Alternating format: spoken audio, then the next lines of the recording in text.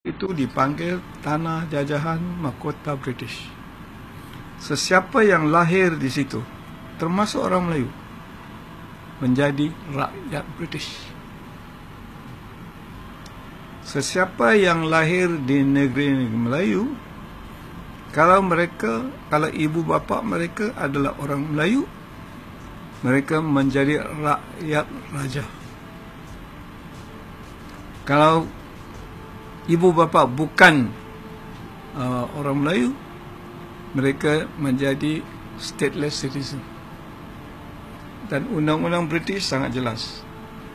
Kalau orang Melayu melanggar undang-undang, serius, perkara yang serius, mereka boleh dibuang negeri. Tapi dalam istilah Inggeris itu dipanggil exile.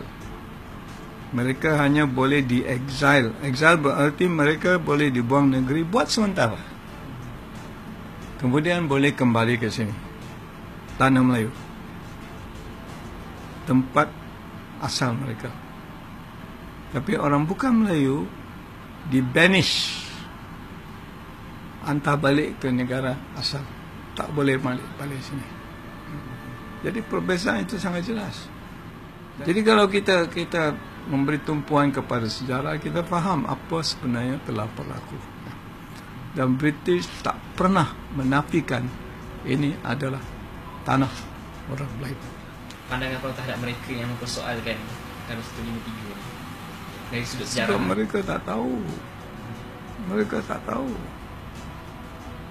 Kalau kita kembali kepada masa sebelum Perang Dunia Kedua,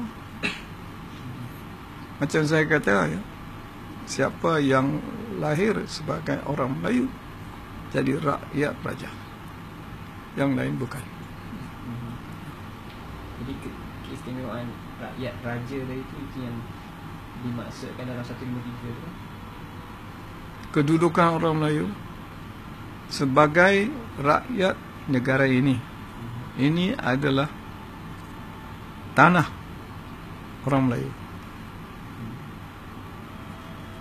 Pada tahun 1931 di Durba. Durba itu persidangan raja-raja Melayu yang berlangsung di Sri Menanti. Memang sudah ditetapkan Malaya for the Malays. Itu sangat jelas sebelum perang itu. Tak ada orang menyoal masa itu. Selepas perang, bila ada pindaan dan sebagainya, dan orang tak tahu apa sebenarnya telah berlaku, jadi mereka mula menyoal. Tidak tahu menyebabkan. Dan ada yang sudah menjadi warga negara tanah Melayu masih tak faham apa itu.